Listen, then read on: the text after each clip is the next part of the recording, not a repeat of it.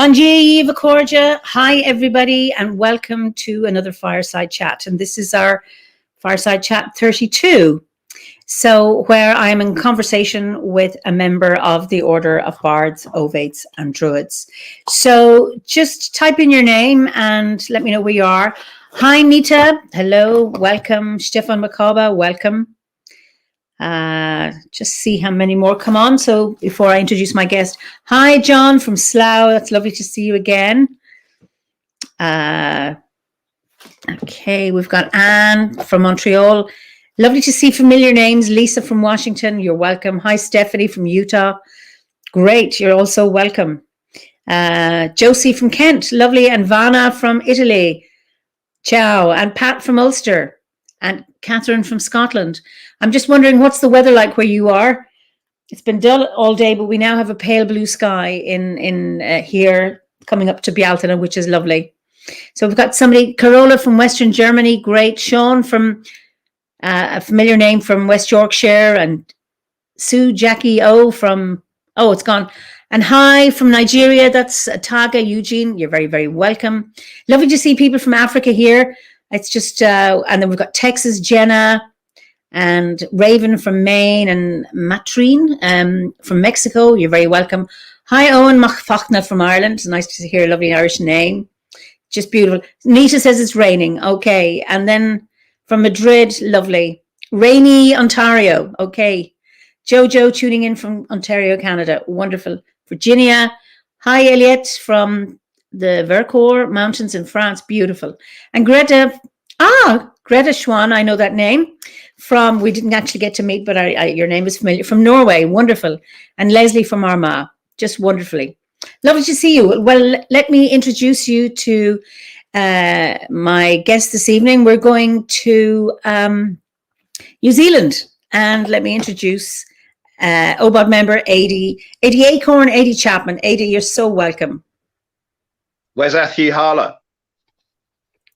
And hello, John. I know John from Slough. He's sat at this very table. He's been over to New Zealand a few times. Oh, wonderful, wonderful. Brilliant. So you're in New Zealand. You're in the North Island.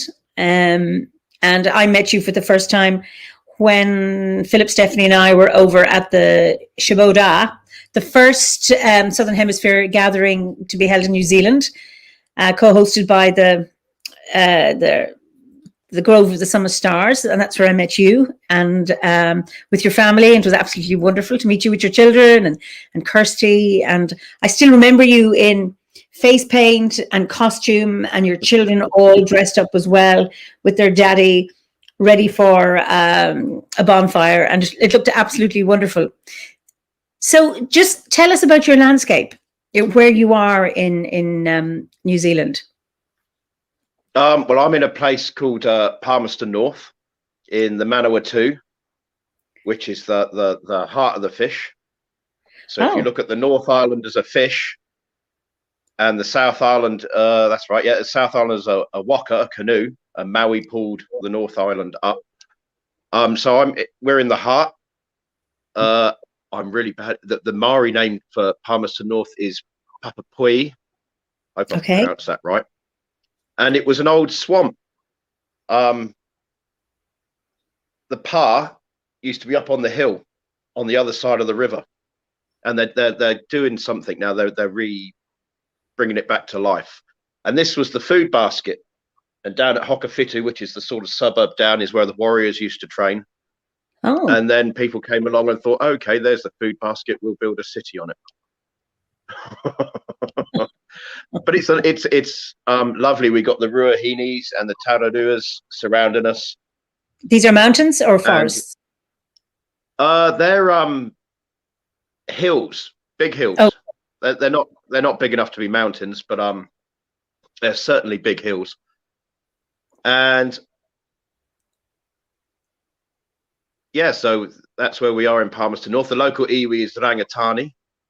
Mm-hmm. And we went out to their marae just because it's a school holidays here. So just before the school holidays, the two youngest, Deppy and Arwen, went on school trips to the local marae where they taught about the local iwi customs. Beautiful. They do poi. and they do a haka.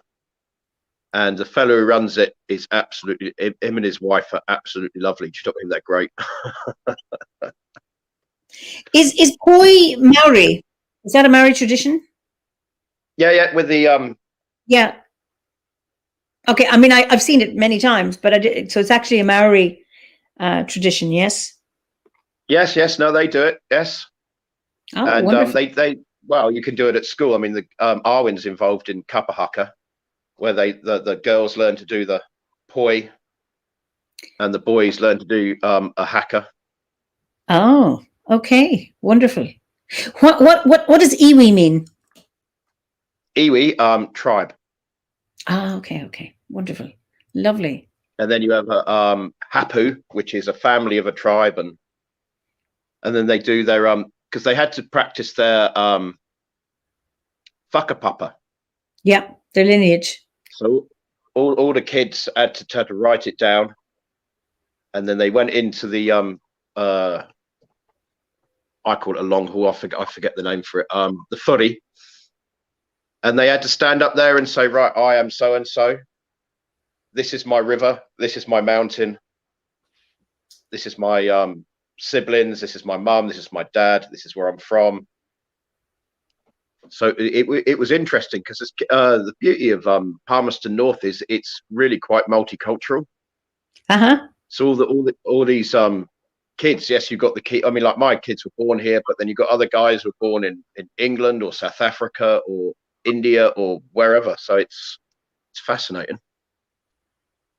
And you get taught the whole protocol of it. Do you know why you do it? So you introduce yourself, and then the rest can the opposing lot can sit there and go, oh yeah, no, they're all right, or no, they attacked us some time ago, and blah blah blah. We've got to be careful here and whatnot. No, it's fascinating. Yeah, I always find we have a tradition here in Ireland of, you know, you meet somebody for the first time, and the first question is after the name is where are you from, and what it is around connections. It's not about, okay, did your ancestors kill my ancestors, but do we have a point of connection? Do my people know you? Yeah. And Irish people are really good at that, no matter where they go in the world, is around finding connections with people. And I think it's a lovely one because I think it's around being able to look for kinship, however you define kinship. And it seems that you've had that. Go on. Oh, and asking questions about it. So, I mean, I learned something out of this because I volunteered as a parent to go along and learned a little bit more because I thought, oh, what would mine do? For the kids, it's their river is the Manawatu. Their mountain range is the Ruahinis. And I thought to myself, well, what do I do? So they said, oh, the adults can ask questions as well. And I said, well, actually, I was born by the sea. So do you use the sea or do you use the nearest river? And they said, no, you use the nearest river. Okay. And I said, well, there aren't many mountains in Sussex. So I said, what do you do? And they said, oh, the highest point. And I thought, oh, the Western, the East Hill. Then I thought, oh, the Weald. So, I worked out my one as well, which was fascinating. I think it's a lovely exercise because it really gets you in touch with your own landscape. And okay, your landscape is now in New Zealand, but it also gets you the landscape of your home or of your childhood to be able to pay attention to where's my river. And I've just been thinking of it. I've got the Brosna and the Slieve Blue Mountains are my mountains. I'm not living there now, but it's just a lovely, a kind of reminder of the threads of connection back to the land of where you were born or where you were brought up. I think that's beautiful. Oh, it is. It's amazing. It's something we should resurrect, to be honest. Because I was told in Scotland once that I was in the Inverness market, and the fella in there, he does all this family lineage and blah blah, and he was saying, that the Scots on the Jacobite army, while the government army was standing there swearing and blah blah blah, that the Jacobite army would have standing there reciting their genealogy. I am the son of, who was the son of. to get them strength and whatnot. And yeah. And I mean, and that's very much in the Irish too. So it's Inian or Ni, or I mean, our names are all by the daughter of or the son of. And I think that is beautiful, because I think there's something about grounding you. And even if they're not your blood ancestors, because fosterage was very, very important in these lands, as in the ones up here, that kinship was really, really important. That, the Scots have this phrase, the bonds of milk are stronger than the bonds of blood. So that you can have a name, but even if you have been adopted, for example, you can still have that lineage, because when you think of the cauldron of warming, is that nurturing cauldron. It's those who nurture you also ground you, not just the blood and the DNA, but it's the environment that nurtures you and grounds you. And I think that idea of I am Eimear, daughter of, and going back, grounding me in my landscape or on the earth, it's not about nationalism. It is about where I belong, where I can lay my feet and then eventually lay my head, at night. Yeah. Well, this is it, isn't it? Yeah. Because I said to the kids, this is going to get morbid, but I said to the kids, when I finally curl up my toes, send my ashes back to Hastings and scatter them with my ancestors, where my granddad was and my grandmother was, etc., etc. Yeah. That's after a big funeral pyre on Pamela's tour. Will you be allowed to have a funeral pyre in New Zealand? Are you allowed that? Or is that a Maori way? I think they're more for burial. Apparently we are, because we as a Grove have been looking into these sorts of things, because none of us are getting any younger, and you've got to be prepared, haven't you?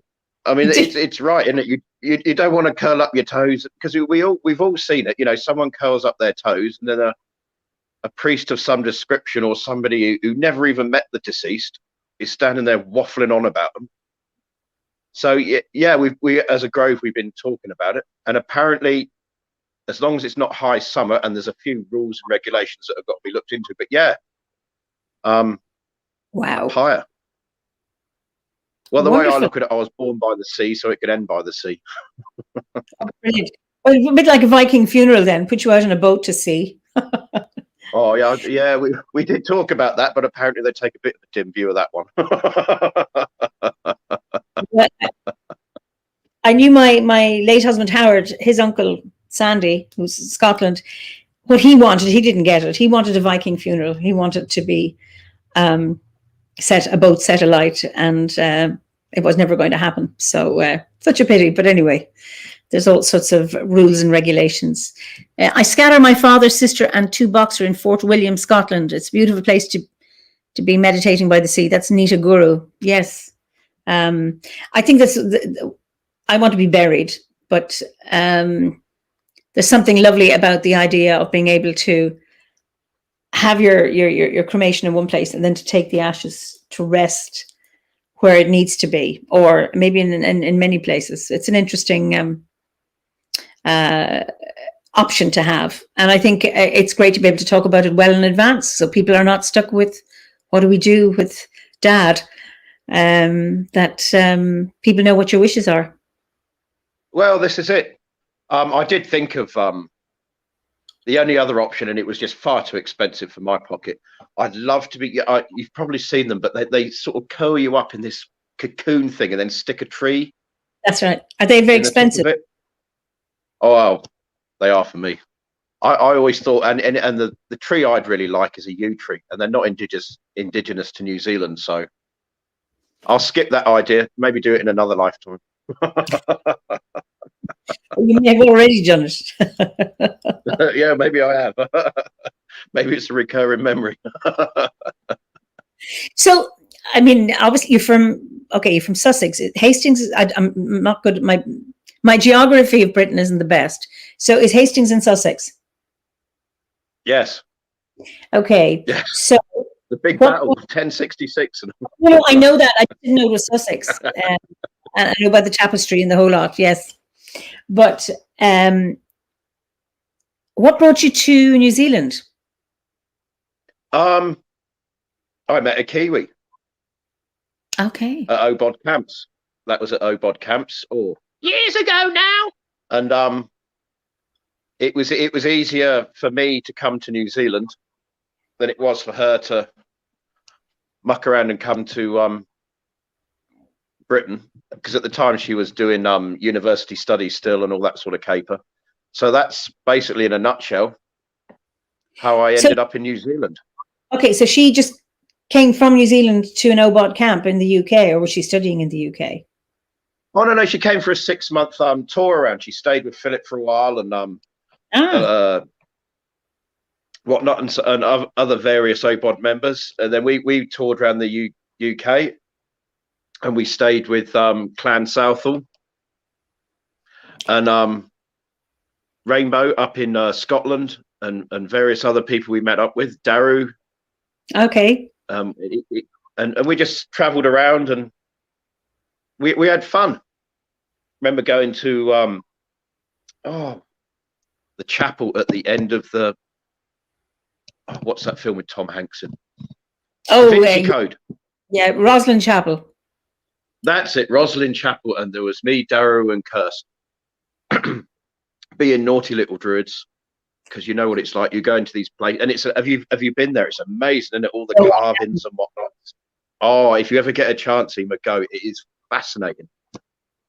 Anyway, we're down in this crypt, and me and Daru just started making noises, and we started doing the Arwen. Oh, and it was perfect for sound. Wow. And then this bloke starts marching towards us, and I was like, "Oh shit, here we go. We're in the mire here. We've upset their Wang Shay." And he's smiling. He bursts into this big smile, and he goes, "Hello, guys." We've gone, "Hello," and he's gone, "I've been studying this place for over 20 years and written books on all sorts." And he believed that was a chamber for sacred harmonics. Oh, wow. And he was absolutely delighted that two people, because Kirsten was a bit quiet on that one, but me and Daru were like, "Ah!" And it just spiraled from there. It was just one of those occasions, because the next thing he says, "Oh, can I join you? Can I do it with you?" And we're like, "Yeah, okay." And there was all these Americans walking around with a TV film, and they were on this pilgrimage, for want of better words, going all around Europe on the Grail hunt. You know, all the various places that the Grail is supposed to be, and that is one of the places where it's supposed to be. And the Discovery Channel was with them. So the next thing, you know, we got cameras on our faces, all these people. We got this huge circle of people down in the crypt of Rosslyn Chapel, and they're all doing Arwens. It was fantastic. Wonderful, absolutely wonderful. Oh, so and now love brought you to New Zealand. What brought you to Druidry? I mean, what kind of a background did you come from in terms of spiritual values? And we weren't a particularly religious family, to be honest with you. It sounds like a cliche, but it was something that was always in the back of my mind, or something. I remember when I was a kid, and do you remember that TV series Robin of Sherwood? Oh yes. And when Herne the Hunter used to come on, I was like, "Oh yeah, this is great," and things like this. And then my grandmother, my paternal grandmother in Sussex, used to tell me things, and she was like, she'd be there making and she was born Catholic, but she really didn't like them at all, because the nuns were absolutely brutal to her. So she really had no time for it whatsoever. But she used to stand there, and they're old fishing. They're all from the old town of Hastings, which is fishing folk, and all tied up with fishing. And she used to stand there and make a cake, and she goes, "Always stir it sunwise. It's a way of making," and things like this. And she used to take us out to these woods, out Three Oaks way, and she used to say, "Oh, there's white witches who live down there, but don't be afraid of them. They're all right." And when I got older, I'm going to skip forward a little bit. I thought, am I making this up? Am I making this up just to sort of suit my own agenda? And this was over here, and my brother rang me up, And we were talking away, blah, blah, blah. And he just randomly said it. He says, and he thinks all this is absolute nonsense. Do you know what I mean? He thinks I'm as mad as a badger. Do you know what I mean? Dancing around in robes and whatnot. You're a nutter, boy. But he said, do you remember when Grandma used to tell us about the witches in the woods and how they were all right? And I was like, good. I'm not making it up. Yeah. So anyway, yes. And then through the teenage years, it's sort of, well, late teenage years, I was too busy being a rebellious little oik, to be honest with you. I can't believe. Yeah, I used to sit and polish my halo on the seafront. It was great. It was during my time in the army that it all started coming back into my head again, and really quite strongly. And I used to go running around the woods and whatnot. And when we moved back from Germany, our regiment moved back from Germany to Lark Hill, which is, it used to take us about 5 to 10 minutes to jog to Stonehenge. So I used to go out for a jog in the morning. You could run past it, you know, in the mist, and you could see it in all the weathers and whatnot. I don't know, it just kept resurfacing. So I started buying. Anyway, I left the army, and that's when I started really getting into it. And back in those days, that was the 90s.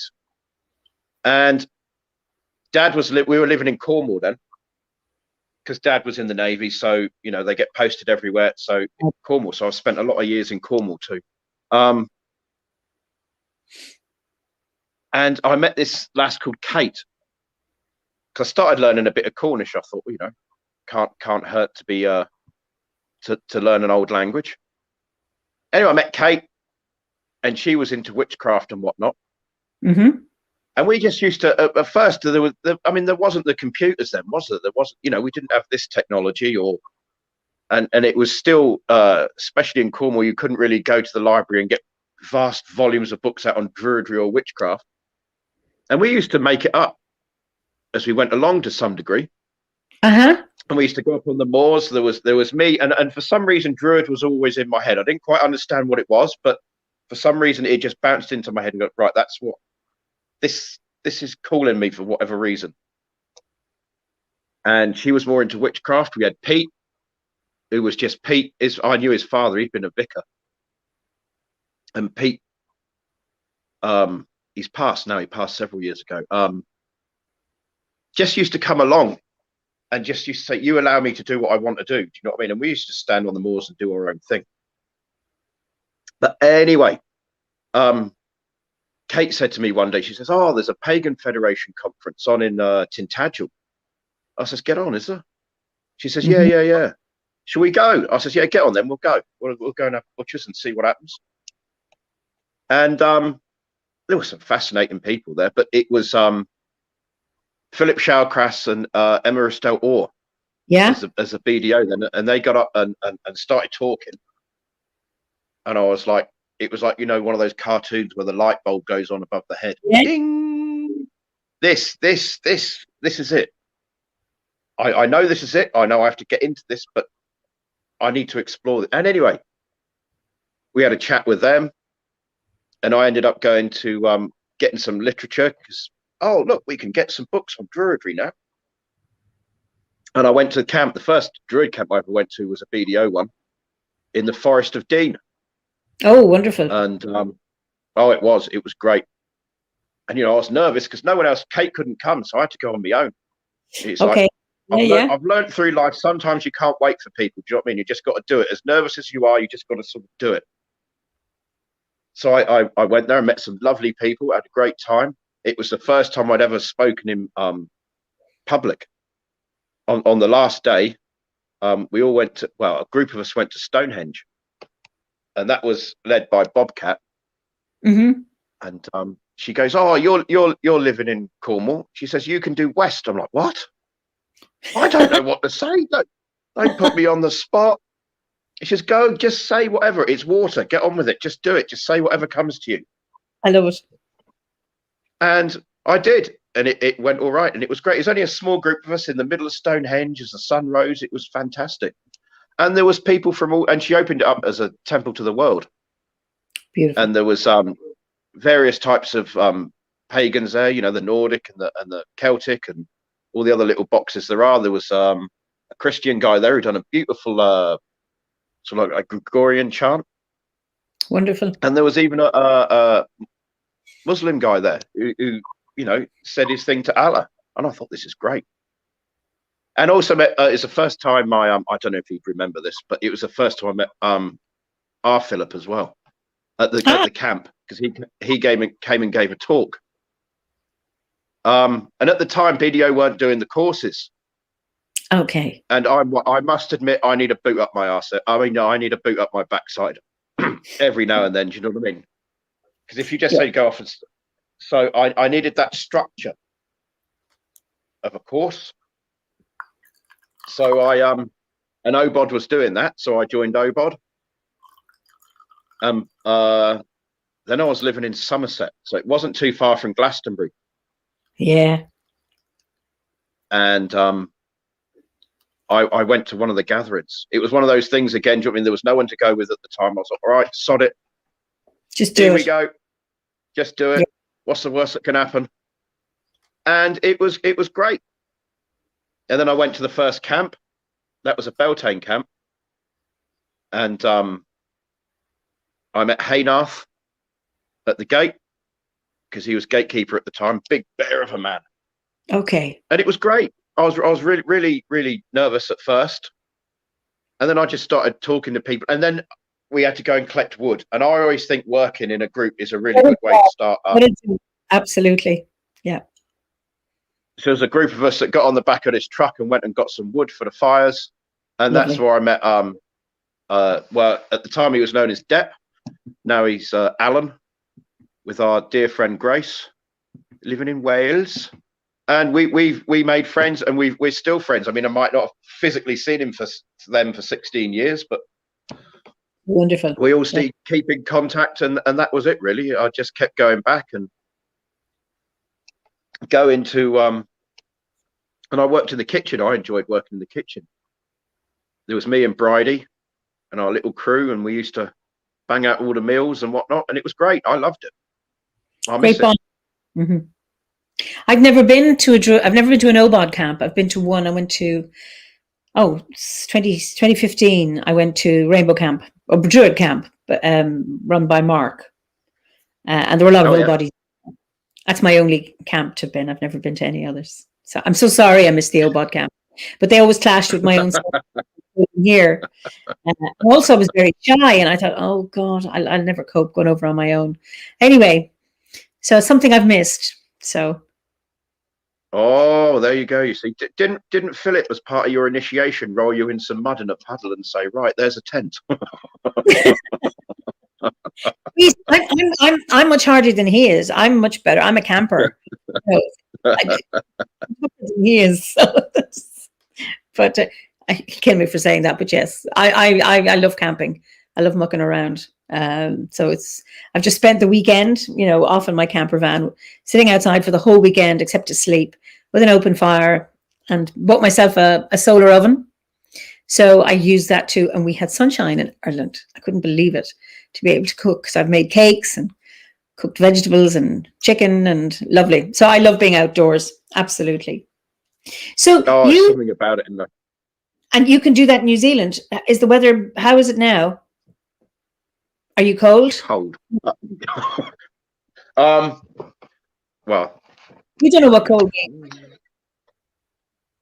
Okay, I see green leaves on a tree. Skies. Yeah. It is getting colder. The leaves are falling from the non-natives. Okay. And it's sort of warm during the day. It gets to midday at the moment, and it's not too bad. But then after that, it starts to plummet. I mean, we had a fire last night. We've had a couple of fires. What's your highest temperature during the day? During the day, in Palmy, about 18. Oh, okay, that's hotter than it is here. You poor things. and then at night, it's getting down to sort of 4.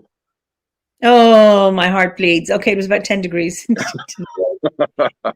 Southern Ireland must be near Cahir. I'm in Kilkenny, Ariella. But it was lovely at the weekend. I mean, still cool. You know, you had to be out in the sun, but blue sky, sunlight, that really raises my mood. So it's about being warm enough, but no, you're still warmer than we are. Yeah. Oh, mind you, the South Island got down to -6, I think it was, in Twizzle. I do know I've been told that the South Island is much colder than the North one. So, Julia Foyle says, looks like we're set to have a brassic Bealtaine instead of a blazing one here in London. What does brassic mean? Is that an English word? Do you know what it means? Cold. Ah, okay, I've heard it before. Okay, well, it's we're going to bleeding brassic, mate, isn't it? You know what I mean? It's bleeding brassic.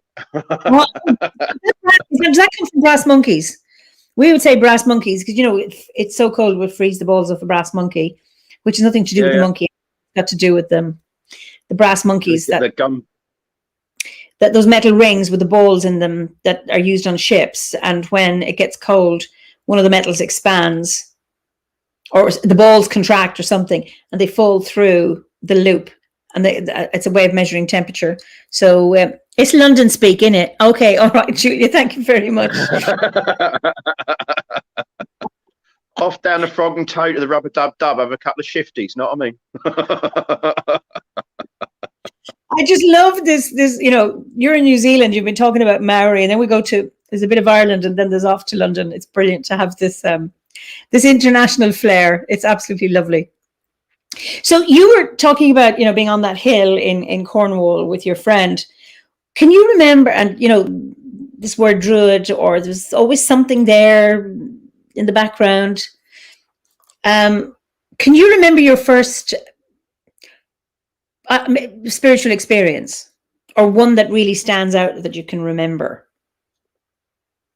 Oh, there was one as a kid. One I'll talk about, one I won't. Okay. I wouldn't mind talk. I talk to you about it in private, but I was a kid, and the one I don't particularly want to talk about right now is I saw something, and it was like, or okay. And I remember my parents came rushing in, and it was like, anyway, the second one was not too long afterwards, voices, and it was night, and it was calm outside, but there was this voice, this deep male voice going, "Is the storm over?" And I just calmly said, "No." And then it said it again, "Is the storm over?" And no, I said no again. And the third time, "Is the storm over yet?" And I said, "Yes, yes." And then the voice just disappeared. When I was a kid then, I mean, the first one absolutely freaked me out. But this one was a bit more calm. What it was, I'm not 100% sure. But spiritual experience, I suppose it would be running through the woods. When I used to come home on leave and whatnot, is Dad lives in the Tamar Valley, and I used to go running through the woods. And you know, people think a spiritual experience is sort of like something got to appear in front of you, or something majestic has got to happen. Do you know? I mean, I think it's more subtle than that. And it was just this feeling, overwhelming feeling. There was more than what we're told. Even though we weren't a particularly religious family, you know, you go to school and you've got to do RE lessons, and you're forced to go to blooming assembly and all that where they do the whole Christian thing. Do you know what I mean? And it was just this overwhelming feeling as I run through the woods and everything with a backpack on. Gods, the whole idea of more than one God just wouldn't leave. I didn't know who these gods were as such. I mean, I knew some names, because my grandmother used to say to me, and I've quizzed Dad about this, and because the only other deities that she mentioned was she used to say, don't be taken for a fool, but be nice to people. You never know who Woden is. And I was like, it made no sense as a kid. And I've talked to Dad about it since, because I mean, my grandparents have long since passed. And when Dad comes over in these later years, I've quizzed him about it. I said, Grandma used to say all these things to me. Where did it come from? Because she was born in the early part of the 20th century. It's not the sort of thing you learn at school, is it? Mm-mm-mm. And he just looks at me and smiles and laughs and goes, "Oh, that's the way it was." And I'm like, "Come on, give me more than that." And he Yes. won't. It's like he knows something, but he won't tell me. Sod. You're into the runes. So do you also work with the the Norse pantheon? I'm on the harder path. Go on, tell us about And the I harder. use this in Saxons, because another thing my grandmother, and it wasn't from because I know some people use all this, unfortunately, for bigotry, racism, and hate, which really gets me going. But anyway, she always used to look at me, and she never used to point. She always used to crook her finger like Okay. that, and never forget you're a Saxon boy. And I'm like, yeah, okay, whatever. So it's more down that path. Okay. Then I use and it took me to spiritual experience, I suppose. This is one that's been going on for years. The goddess that connected with me the most when I started doing the OBOD stuff, and just a wee bit before, because I'd started hearing about it, was Ceridwen. Okay. And she's the one I sort of clicked with the other deities, but not like this. It was like, right, okay, you're yelling at me and you want me to. And to cut a long story short, I believe that she readied me to go down the Saxon path, if you like. I mean, it's not as easy as saying Saxon, because there was all sorts of Germanic tribes, weren't there? But we'll just use it for simplicity. And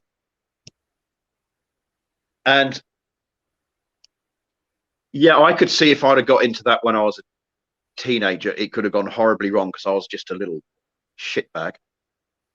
I was angry at the world. I wasn't particularly angry at any one set of people or anything. I was just angry at the world. But she sort of, I believe, and some people have told me I'm wrong, but I don't care, that she prepared me to be able to grasp this thing. So I've studied the Celtic and I've studied the Norse, and then you start to see it, and there's very scant. There's virtually nothing. I mean, they did a good number on it, because I mean, you've got the Mabinogion, you've got the Edda, you've got the Ulster cycle, and there's Tales from Scotland.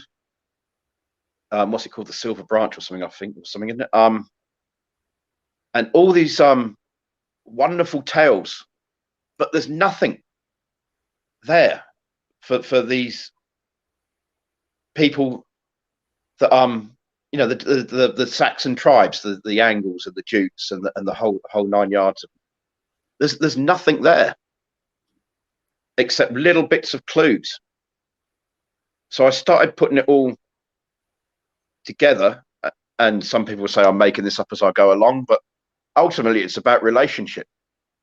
In it, you've got to develop a relationship with these spiritual beings, whether they be a spirit of place or a god or goddess.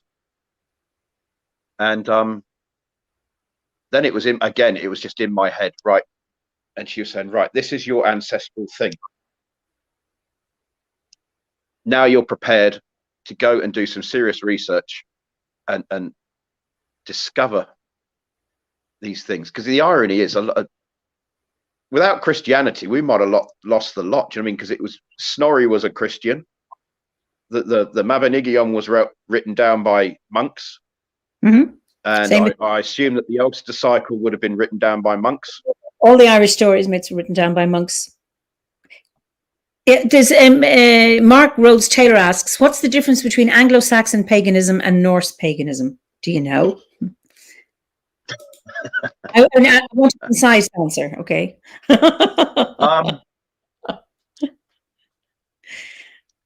I believe, well, one thing I think is that I don't think there would have been a uniformed way of doing it. Whether you look at the Celtic stuff, I mean, you can't say that, you know, that a tribe up in Scotland and a tribe down in Cornwall and a tribe right in the middle in Birmingham or whatever, what's now, would have done everything exactly the same. Yeah. And and it's the stories, and even coming outside of Europe, one thing that I'd love to do one day is there's the story of the 3 drops that go on Taliesin's thumb. Yep. And he gains all this wisdom and knowledge. There is the story of Othin, or Odin as it's anglicised, who goes into Gunloth's mountain and gets the 3 cauldrons of mead that are wisdom and poetry. And there's a story over here of Tane Mahuta, the great Atu of the forest. And he goes up the sacred mountain and he gets 3 baskets of wisdom and comes down. It's the same with Finn McCool, with the Salmon of Knowledge. He gets 3 gifts. He also gets the gift of healing, but it's the 3. It's the Imas, the illumination of song, and the extempore incantation. And the other one I can't remember, but it's the Imas Firstly, the Chenim Lida, and the D Heneb. That's gone. It's because it's Old Irish, but it's 3 again. It's so that very much similar themes about the 3 gifts, or 3 drops, or 3 baskets of wisdom, or 3 cauldrons of wisdom. Well, this is it, yeah. And the number 3 and the number 9. Yep. And it's littered throughout Celtic, especially Celtic and Nordic mythology, the power of 3, and I do believe in Māori as well. So I don't know. It's one of those things, because I don't believe there's a uni myth as such, but maybe I sort of look at it as and this is an ever shifting thing, but a universal understanding that is uniquely told through each culture. And each culture is beautiful within itself, but it weaves in with this thing, because you can't tell me that people separated by thousands of miles just all randomly have I don't know. That is one thing that, you know, we'll find out when we curl up our toes, I suppose. So anyway, yeah, I started doing the exploring the Saxon stuff, reading Beowulf and trying to find stuff and getting inspiration. And I'm sort of making it up as I go along, to be honest, because we've lost so much. Why monks didn't write down the stories of Woden or Thun or you know, those counterparts of the Nordic gods, why it wasn't written down, I don't know. It amazes me and irks me at times that, you know, it wasn't written down, but that's the way it is. So you're left weaving a tapestry with scant threads. Yes, but it's about developing relationships, isn't it? Absolutely. You've got to sit down and do what you've got to do and talk to the various gods or goddesses. If they're talking to you, you know, you've got to talk back and work with it. And spirit of place, I mean, that took me ages to get used to, because, you know, I come from England to New Zealand, and you just can't simply live in a bubble, because it doesn't work like that quite. So it took me ages to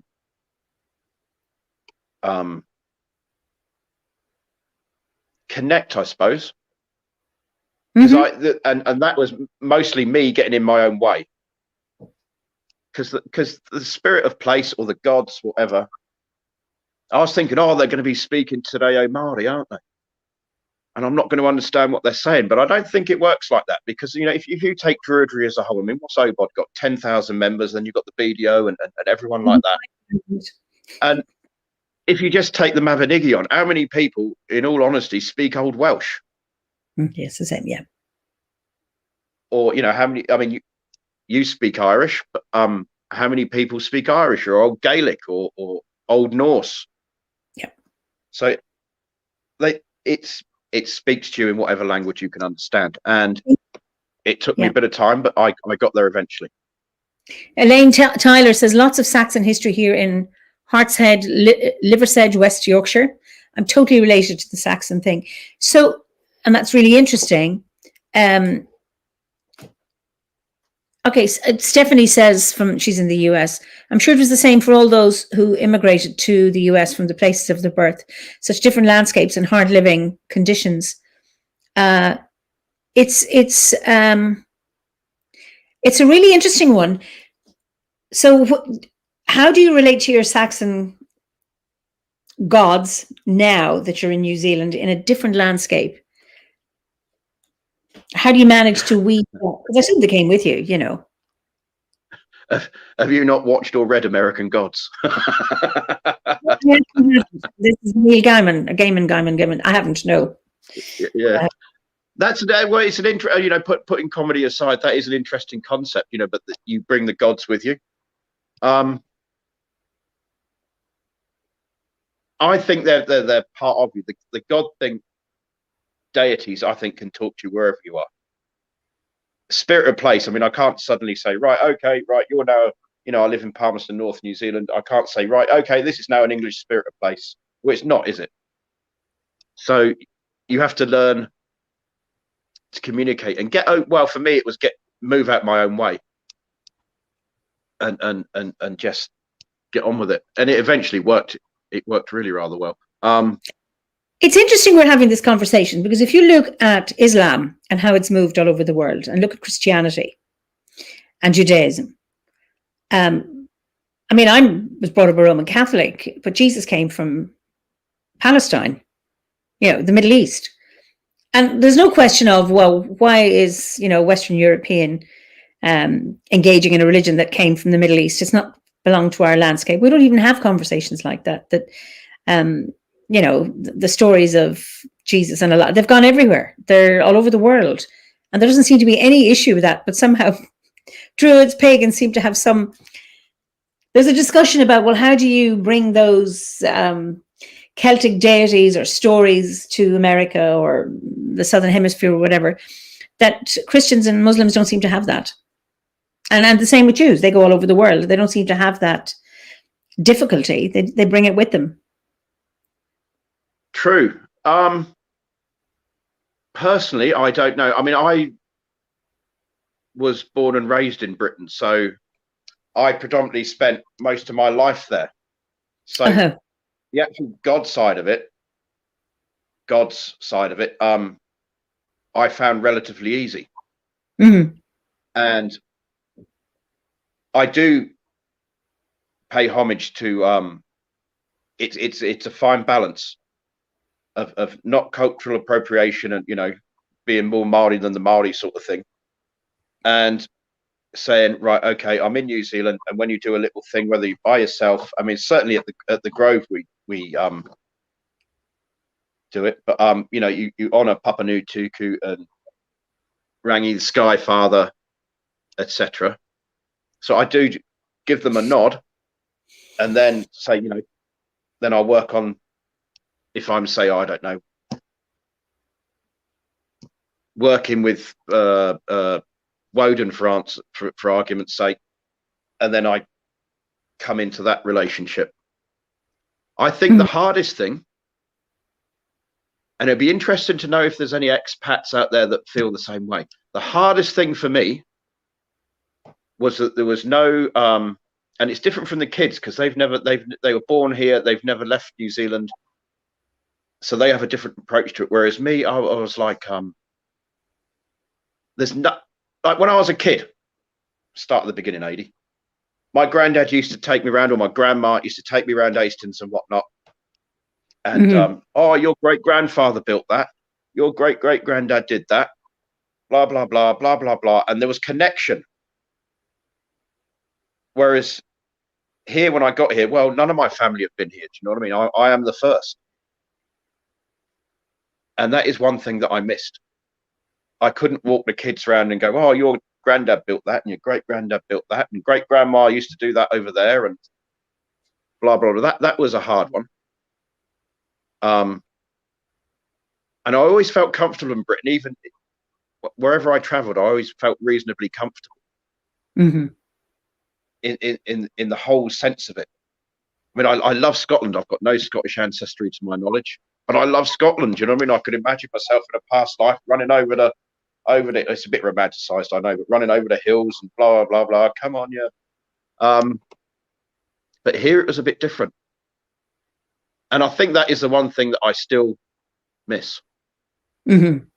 Is, you know, people say to me, "Oh, do you miss Britain?" And you can do the superficial things like, you know, yeah, I miss a pie and mushy peas or whatever, and all the superficial stuff. But ultimately, it's that connection.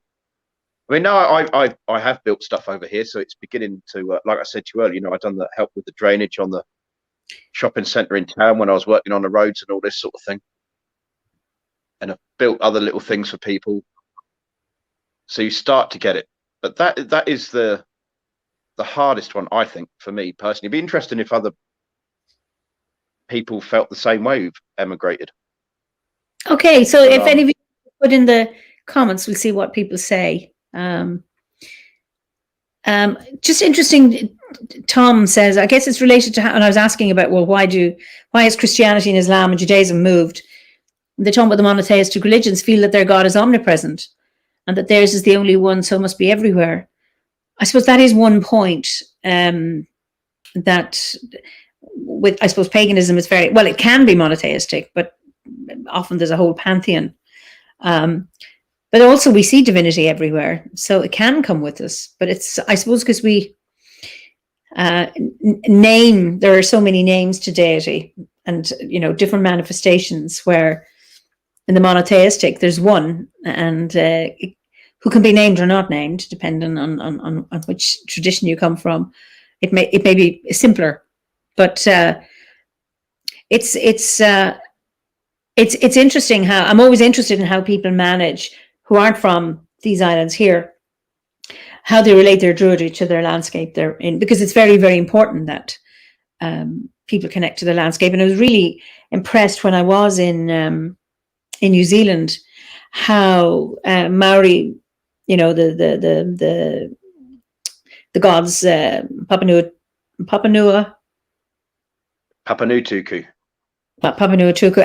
and the trees and the animals were woven in, plus the Maori, because, well, there was two members of the Grove, you know, who married into Maori families and spoke Maori or speak Maori.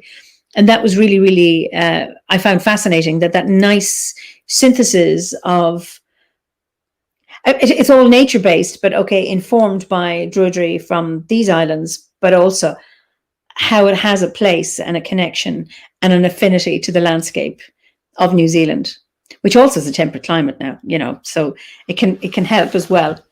But I was really impressed.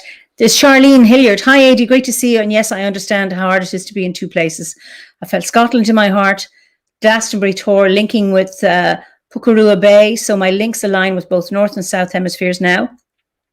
And I enjoy doing both ceremonies near each other, i.e. Bealtaine in North and Samhain in the Southern Hemisphere. Interesting. Okay. So this is somebody saying, this is Marianne van der Es. I was born in the Netherlands and was feeling homesick for another place while in the lowlands. Now I've moved to Scotland and I feel at home. God, goddesses and spirits of place included. That's a really interesting thing. I remember somebody coming here, visiting. She's Italian but living in Brazil, so an Italian Brazilian. And then she moved to Ireland. She came to a ceremony here in Kilkenny and she just started crying and she said, I'm home. You know, and yep. How this is this wonderful magic that it isn't always about the land of your birth. Who is it? Katharina Sola. I'm from Poland, but living in Scotland. I've no ancestors from here. All my ancestors are Slavic people, but I feel the right connection here in the Celtic land. And so there's things, you know, we cannot explain, which is fascinating.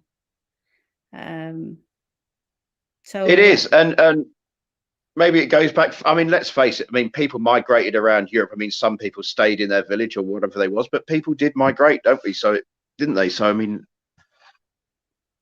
although we might use these things Celtic or Saxon or Viking, or I mean, Viking wasn't an ethnicity, but we're all Heinz 57 really at the end of the day, aren't we?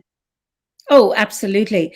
I mean, it's interesting where, you know, here it was like, well, we're all Celtic. And then we discover actually there are no genetic markers for the Celts. And they're discovering more and more that, you know, our ancestors are Neolithic. And when they found that, you know, first they found that people who came to Ireland, we thought it was 7,000. Now it's more than 10. No, is it more than 10,000? They were black with blue eyes. Which is really, really interesting. So we're all a mixture, which actually is really freeing. That get into any of this kind of purity, because it's a load of nonsense. Anyway, we know mongrels are much stronger than thoroughbreds, and you know we've all migrated from someplace. When you think of, well, I don't know if it's still current, but you know the cradle of mankind. I've been there in Tanzania. Then the Ethiopians say, no, they have a cradle because Lucy was the first hominid. But then in Tanzania, the cradle of mankind in Olduvai Gorge. So people started there and then they moved. So we've all been moving. And that's always been our way. So this is Shanti. I'm Swiss, Kiwi and Aussie, but I have the strongest connection to Switzerland, although I was mainly raised in Australia. So it's just, somebody says, Kilkenny, one of my family seats. Celts have a connection genetically with the Russian steppe originally. I was born in Texas. My ancestors are Scottish. Whoops, I've lost the bit. So it's Irish, Swedish, Cherokee, Heinz, 57, American. But I find my love of my native heritage and love of Scotland. So, you know, that's from Jenna. So it's around finding your place. And that's what's really, really important. So when would you say Druidry has supported you? Well, you know, I'm not going to go right into the story, but you know how my life's been over these past couple of years. Through the craziness of it all, it's kept me sane. Yeah. It is. I mean, there's a few times over these past couple of years, you know, like we've talked in private, where I could have folded. Yeah. But it just gives me that, okay, you're feeling like you're feeling down in the dumps, for want of better words, or whatever. You've got these obstacles to overcome. Now feel sorry for yourself for a little bit, then get off your backside and get on with it. And it does help. I mean, I'll sit and do the 3, I try, and it doesn't always work out, but I try and meditate as often as possible. And especially with the 3 cauldrons, making sure my 3 cauldrons are all tickety boo, and you know, make sure they're upright. And it has I'm not going to say saved me, that's too cliche, but it certainly gives me the inspiration and strength to put one foot in front of the other and get on with it, even when it's bloody hard. So and I'll pick. Go on. And I'll pick runes. I don't use runes as such for fortune telling and cross my palm with silver and all that caper. I'll pick 3 at the beginning of the week, because something always happens during the week, and it I don't know, they just give me a little insight, right? Okay, it could be hail, for argument's sake, and you know, that whole thing of hail coming down, and in any, you know, in our sense of in the UK and Ireland and whatnot, hail is normally just, it comes, doesn't it, and it goes and it will cause a bit of destruction, and then it melts away and becomes part of the water table. Yeah. So it's, for argument's sake, something will happen. I go, right, okay, and you can get caught up in yourself and start going fa. And right, okay, this is a problem. It's only going to be temporary. It's going to melt away, so we can just face it, sort of thing. And just sometimes just sitting down and simply sitting on the porch, no ritual as such, and just talking to the gods or the spirits of place, whichever happens to be on the mind, and just talk, have a scritch if you need to. Yeah, it just, keeps me going. Or you get a message from someone, like, I've still got all these, even though I haven't seen them for, years, I'll get a message from Ade or something, or Keith, or one of the others, and it's just like, okay, all right, it's all good. I can get on with it. So it gives me strength, is what I would say. I might not have all the answers, but it keeps me going. Anchor. Do you have a daily practice?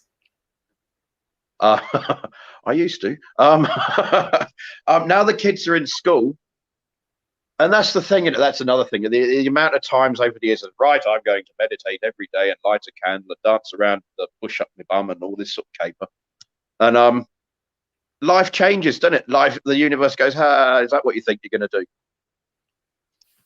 So I used to wake up in the morning and sit there and do the whole light candles and blah, blah, blah. But now I've got to get the kids up. They've got to be at school. And I really don't want to be getting up at 5 o'clock in the morning, because otherwise I'm just too exhausted. So I get up and I'll light an incense or something and just have a quick, not a sit down meditation, but like a quick acknowledgement. And then if I get a chance, I'll sit down and, I mean, once I get the routine fully operational with them at school, I can drop them off and then come back, bang my drum. And actually, it will be liberating in some respects, because if I try and do it when the kids are around and I'm sitting there banging my drum and doing Galdor and all this sort of business, shut up, Dad. Yeah, that's right. You're embarrassing them. You're embarrassing. I'm in my own room. The neighbours might hear. I don't care. So once they're at school, I can freely bang my drum and chant the runes as loud as I like. So wonderful. It's something to get into. So yeah. What has been your greatest achievement? What are you most proud of? The kids. That's a cliche, but the kids. It's not a cliche. Well, maybe it is a cliche, but I think it's a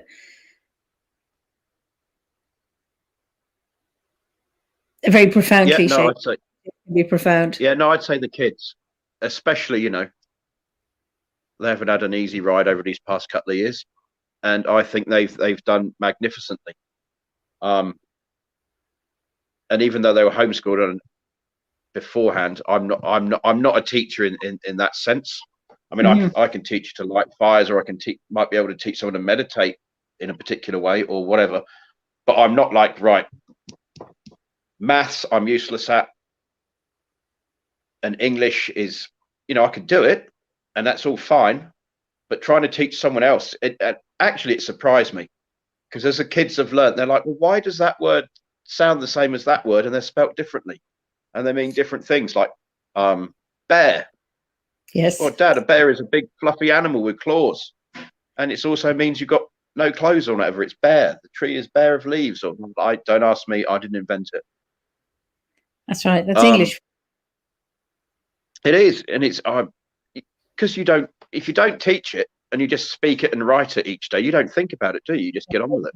But trying to teach it was really quite difficult.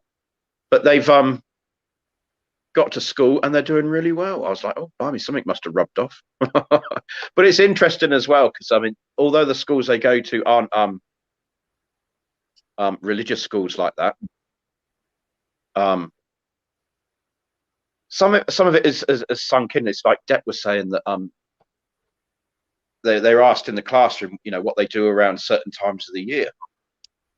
And I think it was, they were talking about Christmas. So, the Christians will talk about, blah, blah, blah. And, anyone else. And he says, we celebrate the solstice. And everyone's looking at him going, what's the solstice? So he explained in his own words what the solstice was and what we did. I mean, say for the winter, I think he was mainly going on about the winter solstice in June. But that's another thing that amazes me, that putting the spirituality to one side is that the solstice and the equinoxes are scientific facts. Do you know what I mean? You could either look at it as the hand of the gods or the hand of God doing it, or it's just pure science. And people don't know. Your average person, if you say solstice, they look at you and go, what? Which I don't know. That's getting onto the education system, isn't it? Anyway, getting sidetracked. Marlene says, Ady, So, you've yes. been a fantastic dad. I've watched how you are with your children. So I've seen you just once. They're also amazing. And when they came to camp, getting involved and looking after the younger children. Yeah, no, they are good like that, bless them. Especially Tywin. Yeah, how old is she? She is good. She's 13 now. Okay, yeah. So, yes, I'm going to be an emo dad. You're going to be an emu? No, an emu. What's that? Oh, you mean a goth? So bless them. No, they're doing well. So I would probably say that, yeah, they would be a significant one. That's wonderful. Okay, so that's what's the biggest challenge you've overcome? Is it looking after children on your own? Oh, there's been several challenges over the years, but I suppose so. Yeah, it would be. It's I take my hat off to single parents everywhere. Do you know what I mean? Yep. If they're doing it properly, if they they're putting the effort in and not just sitting there doing not the effort. It's really hard. It is. And I'm glad I'm a bit older, to be honest. I'm glad I'm a bit older, and all the things that I'm not 20 and thinking, oh, I wish I was at some bloody concert or going out with my mates on a Friday night, because I've done all of that. I've done that, but it is hard. Because each one of them, they're different ages, they've got different needs. Then they start squabbling. It's not the Waltons. I don't know. I should have wrote a book, The Waltons. How to parent the Walton way. Oh, yes. It's interesting because, I mean, I like you, there was two, before Howard died, there were two of us and we co-parented equally. We home educated our kids. And then he died when both my kids were teenage. Quaylen was 13 and Ruan was 16.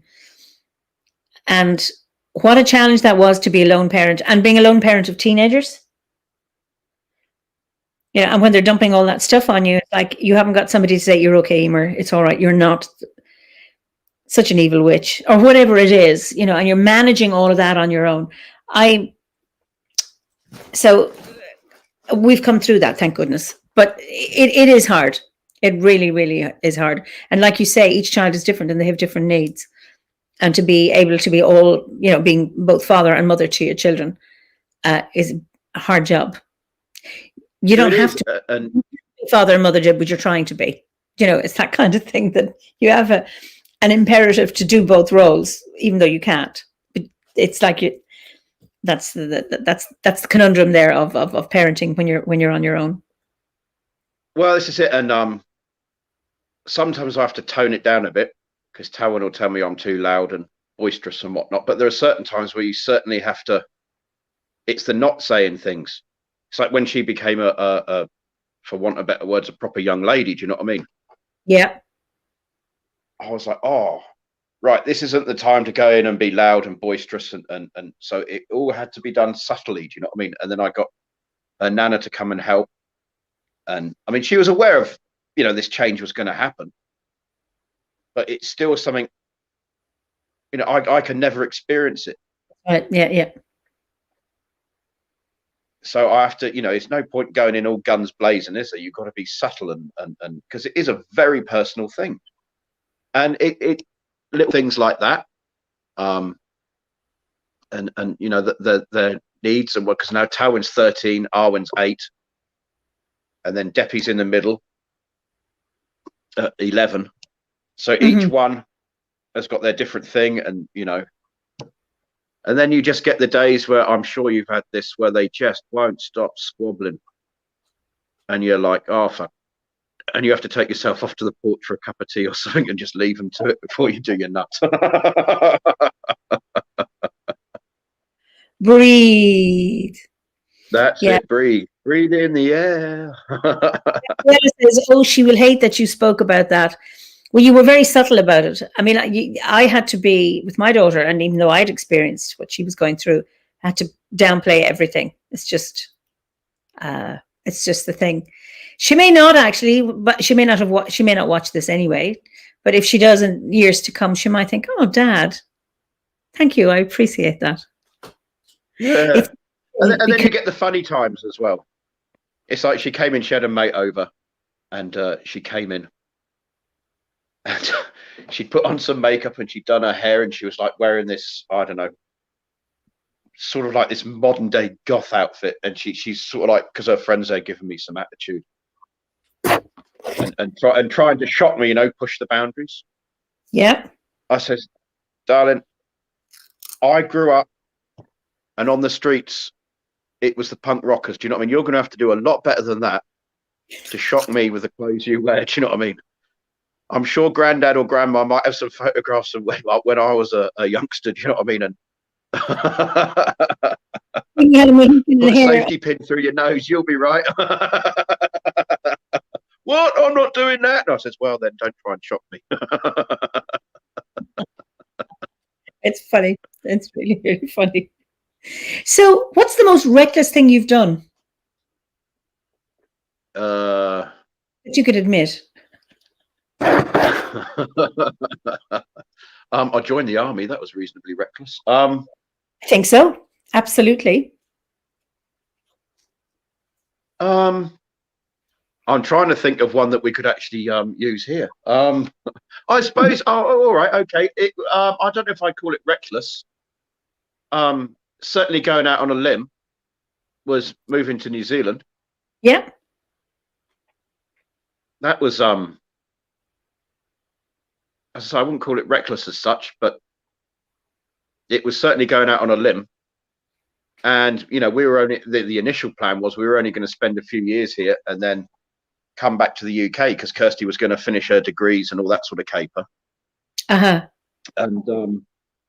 we were going to come back to the UK, but that never happened. And we had a certain, I suppose, life takes over. I suppose, for want of better words. We had a bit of money, and it was like, well, if we don't do something sensible with this, it's just going to get frittered away because that's what happens, isn't it? So we bought a house. Then kids came along and whatnot, and then she got sick and etc. etc. So I suppose that was reasonably reckless because there's no way. And I've because people ask me, "Oh, have you been back? Have you been back?" And I said, "No, I haven't. No." And I've sort of become more or less comfortable with the idea that I'll never see Britain again. I mean, I know you can say never, but odds on possibility I'll never see Britain again, and that's just simply finances. Well, and we got this COVID thing now, but it is blooming expensive. I mean, we did look at bringing the kids over to the UK to meet everyone, and just the airfares alone was $10,000. Do you know what I mean? It's like, yeah. No, I don't think so. So that might be a bit reckless, but you just got to become comfortable with it. Well, otherwise you can just I'd let it eat me up, and that wouldn't be good. So that's another reason why my ashes are getting sent back to Sussex. I'm home. Doing it. Yeah. It's interesting because what's reckless for one person is not for somebody else. Or, I mean, I've done reckless things that weren't reckless. I got married the second time to Howard very quickly. Common sense would have said, don't do that. It was the best thing I ever did. I had my child born in this room. I was 42. Don't do that. It's a crazy thing to do. It was the best thing I ever did. So when other people kind of see as reckless, and also you never move unless you take a risk. Well, there's always, unless you're willing to take some risk, either I am going to move to this land, or I'm going to start a relationship with this person, or I'm going to have a child, or I'm going to go and pursue that course or take up that job. All of it involves some kind of risk. And then you talk about going into the army. Well, of course, there's a huge risk in that. I mean, you don't know if you're going to stay alive, unless you're in the Irish Army generally. I suppose some of our Irish soldiers go on peacekeeping forces, but we're not involved generally as a so-called neutral country. But there's always that risk. And if you don't risk, nothing ever happens. You know, so it's Well, this is it, you know, that if you hadn't because come out. And we're all going to, ultimately, one thing every human being on the face of the planet has in common is we're all going to curl up our toes one day. Do you know what I mean? So you can try and make it mean something for it or not. I mean, do you want to be on your last, you know, on your deathbed saying, I'm so glad I stayed in the cupboard? Or, you know, do you want to be saying, I should have gone on that boat ride. I should have gone on the roller coaster. I should have gone to America or whatever it is. It's always these should haves when take the risk and see what happens. Yeah. Well, this is it. Because there was that study done, wasn't there? I remember reading about it in the paper some years ago. And they interviewed people on their deathbeds. Oh. And the high proportion of people said, I wish I'd done this. I wish I'd done the other. I wish I'd done this. I wish I'd done the other. And there was this big long list of all the and none of it was, you know, some of it might have been a bit out there, you know, like climb Mount Everest or something, but some of it was really simple stuff like I wish I'd gone and asked that person out or something, or I wish I'd you know, gone for that walk over the Yorkshire Dales, and it was all these little things. None of it. I'm sorry, I should have kept the house tidier, or I should have dusted more. No, No. Or I should have spent more weekends in the office. You know, it's usually around being out with family, friends, out in nature, simple things, going for a walk, you know, those kind of things. So what are you grateful for, Ady? Certainly grateful for Druidry. And the friendships I've developed through it. I mean, not all friendships are through Druidry. I mean, I do know people, believe it or not, that aren't Druids. I keep them in a cage in the garden. Feed them. Yes. Have a kiwi fruit. And I think the people in my life that have stuck by my side, even when I've been a complete dick,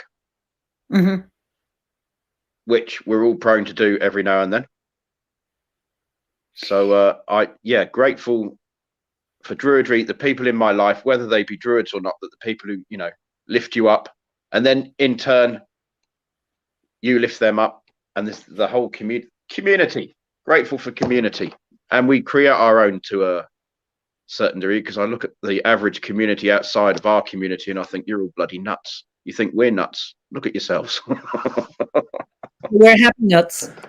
I mean, it's interesting. I think one of the greatest loves, and I knew Howard and I used to talk about our relationship, you know, about what love is around putting up with each other. So like you said, people standing by you when times when you're behaving like a dick. And I think that's what it is to go beyond the you and about at your worst, whatever that is that we also see through that and see you at your best and still care about you and hold you through that bit because they can see beyond that. I think that's a very, very important one. And I know I get the community from Druidry. I've got a mishmash, a very mixed community here in Kilkenny, people I would never have met otherwise. Now, they don't all regard themselves as Druids, but they come, they're not all members of the order, but they come because they resonate with the ceremonies and resonate with nature. And then they like the community. And they're people from all kinds of backgrounds. It doesn't matter because there's something else. We share common values. And I think that's very, very rich. And Druidry, for me, has brought that. And not to mention the order when being able to go to the UK 4 times. Can you still hear me? I can, yeah. Can you hear me? I can hear you. Cool. It was just doing a spinny thing. That was all. Okay, I can hear you. All right. Can you? You can. Excellent. Right, it's gone back to normal. The gremlins have gone. The community that the order provides, you know, pre-COVID, I was going to the UK 4 times a year, either to the two gatherings, Druid Gorset, a retreat, and how OBOD has become that second family and a really, really important community for me. So I really, really get that. And it's great that you have that in New Zealand. to have that support. Oh yeah, and it expands, you know, far beyond New Zealand to all the friends. But I mean, that is one thing for me. I mean, I know some people separate them out, and it's really hard for me to tease them apart. But the BDO and OBOD are like that for me. Yeah. Because you know, a lot of them I met at the OBOD camps. Yep. I mean, Elaine is a star. She'll ask me how I am. She'll message me. Do you know what I mean? How are you doing, AD? Do you know what I mean? Because she knows the whole 9 yards. And so I think, and even I don't know if anyone else does this, but even if I can't directly talk to a person, like I've done this with Ade. I mean, Ade has seen me at my worst. Do you know what I mean? And he's always stood by me. I'll have a conversation in my head with them. And like, you know, and because you know the sort of answers they give, you get the answers. So I you know, I could be going, oh, I'm feeling a bit. I could really do with talking to I don't know, one of the Phillips for argument's sake. Yeah. And then I'll do it in my head. What would they actually say if they were sat here now? What would they say to you in this circumstance? And then you sort of start figuring it out. And yeah, so it's inner and outer community. That's right. Absolutely. It's beautiful. What gives you joy, Ady? A clean house. No, If somebody else does it. Oh, I wish. Sometimes I'm like that fella from Dad's Army. Do you know what I mean? Turn them bloody lights out.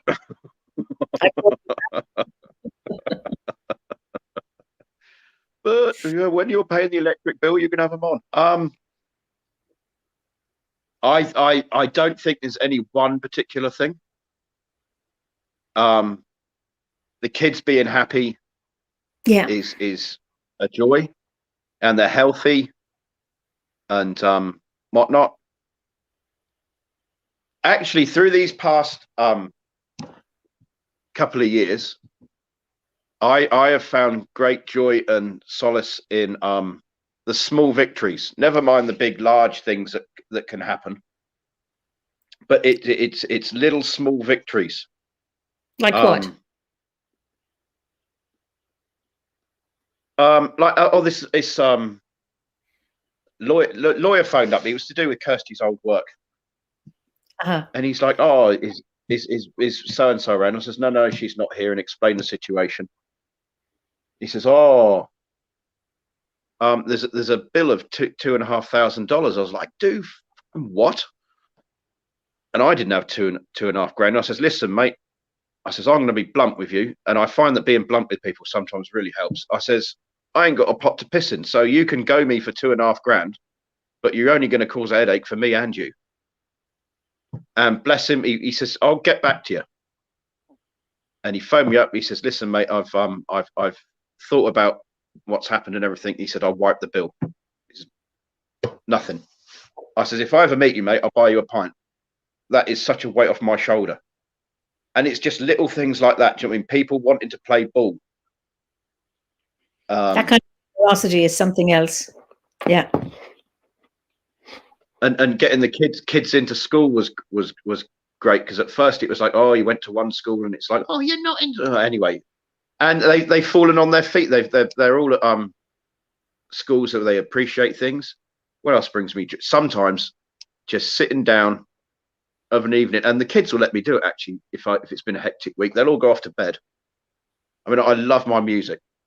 Yeah. And I'll just sit there in the chair, have a beer or not a beer. It's not about getting plastered, and just sit and listen to, I don't know, whatever. Sometimes it might be raucous. It might be, the Exploited and the Sex Pistols or something, or go down some Led Zeppelin or Heilung or a beautiful album I just got. And Small Victories, joy. I entered this competition a few weeks ago. Online. It's a local record shop. And right, I'm going to move to the bedroom. There's little bands here. Okay. Anyway, there's this competition, And he was basically, oh, what song did I play when I first started work at Real Groovy in the 90s? And I got derided for it. So people are coming up with all these songs. I don't know, and it just popped into my head. Smashing Pumpkins, A Bullet with Butterfly Wings. And it was right. And I got a $50 record voucher. Because I love my vinyl. They said, oh, you've won the $50 record voucher. I was like, oh, sweet. So I was going through all their stuff, and there's a Scandinavian band called Merker, and they had their new album on vinyl, and stuff like that is really quite hard to get out here. I said, can I have that one? And it's not metal, it's like Scandinavian pagan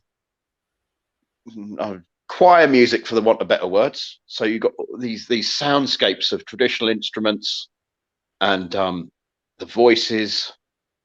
And so yeah, that brought me joy. And it's little things.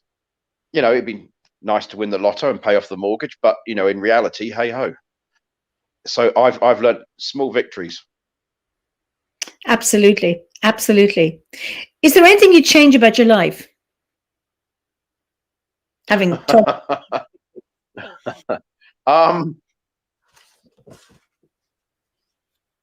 there are certain things. I never thought I'd be 50 and a single parent, but hey ho, that's the way it goes. I suppose, in truth, a little bit more financial security, but we survive and we have what we need. And that's something I try and tell the kids. Do you know what I mean? We have what we need. We might not always have what we want, but it's what we need that is the important thing. Because like they're kids in this modern era. Do you know what I mean? Oh, Dad, you know, they walk past a computer shop. Oh, Dad, I want that gaming console. Oh, yes, I'll just take the $4,000 out of my back pocket and hand it to you. And you can't have enough consoles, by the way. They might hear you. I remember I've been there. You know, you get this, yeah, but I need another, but there's always an upgrade or something else. I think that sense of having that sense of having enough. Okay, you can always do it a bit more, but that having enough, or that sense of abundance. I remember a very close friend of mine at a time when she was very, very financially poor, talking about how rich she was because of her family and her friends. You know, that she was able to see that compared to others who had lots of money and material wealth, but didn't have what she had in terms of friendship, love, and people around her. And I think that sense of abundance, because it's all in your head, because you'll notice that some very, very wealthy people are always trying to earn more, that they never have enough. You know, that's one of these things. Well, this is it. And are they truly happy? I mean, I've said to the kids were grumbling at me the other week. And I said, look, I'm sorry it ain't Kensington Mews or anything like that. But actually, you've got a roof over your head. It's warm. It's dry. You've got nice clothes on your back and you've got food in your belly. And you do actually have a PS4 and whatnot. You're just looking for the little extras. So, you know, crack on. Exactly. Because, I don't know. I mean, it is a different age, isn't it? Because there wasn't all this technology when we were kids. It's like, you know, Deppy was saying to me, how did you contact your mates when you were a kid? I said, well, you either used a landline. Yeah. Or you just said, oh, I'll see you on Saturday morning down outside the market or something, and we'll go and knock about. You know, there wasn't the technology. I mean, my grandparents, my paternal grandparents, I remember they didn't even have a phone. Dad bought them the phone when I was about 6 or 7. Yeah. And we used to just walk down the road when I wanted to phone Mum or Dad or someone, and we used to stick 2p. Do you remember you used to be able to stick 2p in a phone box? That's right. Press button A, press button B. Our phone number was 14, and my grandfather's phone number was 3. So, I mean, there was no dialing. It was, you wound the handle and got through to the exchange, and you'd say, for Ban, well, that's the village I grew up, 14 was the number, and or Clonfad 3 was my grandfather's one. And my first time going to Tanzania and teaching in a center, theirs was Usa River 1. It was the very first telephone in the area. So it's really interesting that just to have tiny phone numbers. And how we manage to stay in contact and meet people. And now it's kind of, I'll text you when I'm ready, and I'll text you when I'm there, and everything is so much more immediate rather than, no, I'll meet you at such and such a place at this time next week, and then you have to be there because you can't cancel it because they'll be waiting because they won't know that you can't go. Where here everything can be changed at any moment because of being able to send a text. It's really interesting. It is, isn't it? And letter writing. I mean, I used to write letters as a kid as well. Do you know what I mean? It's Nita Guru talks about that, sending letters and postcards. Yeah. It's a dying art. Yes, it is. Making sure he's all right. Is he okay? Yeah, sweet as a nut. Who in your life do you admire? I mean,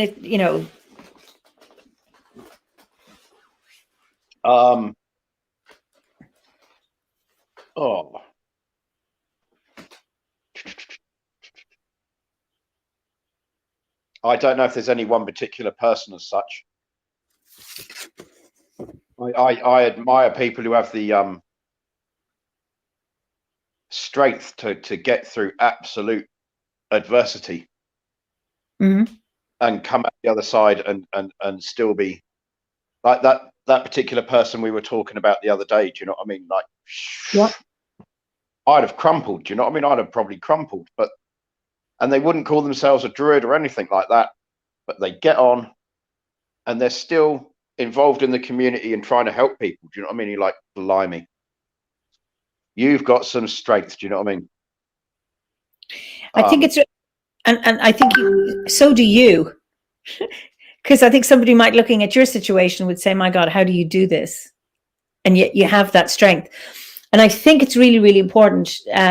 Part of the way I work is having a strengths-based approach to my clients, because it's from people's strengths that you find solutions rather than from their problems or even from an understanding of the problem. It's, okay, let's start with what you have. Now, how can we develop those and grow on those so that you can actually overcome whatever the challenge is?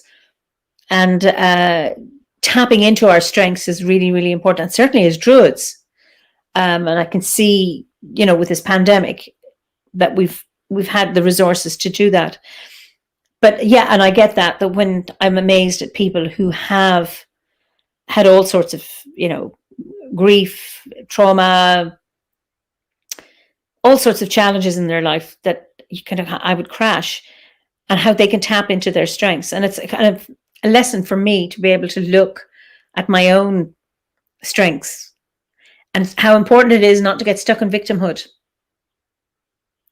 But that I'm not defined by the awful things that have happened, but I'm defined by how I deal with them and how I can work towards them or overcoming them. And it strips away, in my opinion, all the bells and whistles that we have in any belief system, really. Strip away the white robes and the staffs and the rattles and incense and all the paraphernalia that goes with it, the tools. Ultimately, it's just, you've got to stand there and you've got to do it without all of that, haven't you? Yeah. Because if you have a sudden crisis in them, because it does happen. You can suddenly come over all wobbly in a supermarket or somewhere where you can't suddenly stop shaking stuff and doing weird stuff. You've got to okay, focus. I can do this, and then try and get on with it. So it's like the whole title druid. I do use it because it's easy, isn't it? Mm-hmm. And I know there's hundreds and hundreds of perceptions of what a druid is to people out there. Yeah. But I sort of if I'm internally do it or if I'm with people I know, because everything you have to explain ultimately. I call myself more a journeyman. And I look at the word man in Old English, it wasn't gendered. Man meant a human adult. Okay. So me and you together are men. Me and you are men. We're both human adults. And then it all got gendered. So I sort of, see, I'm a journey person. Okay. And I try to weave my weird as best I can with varying degrees of success.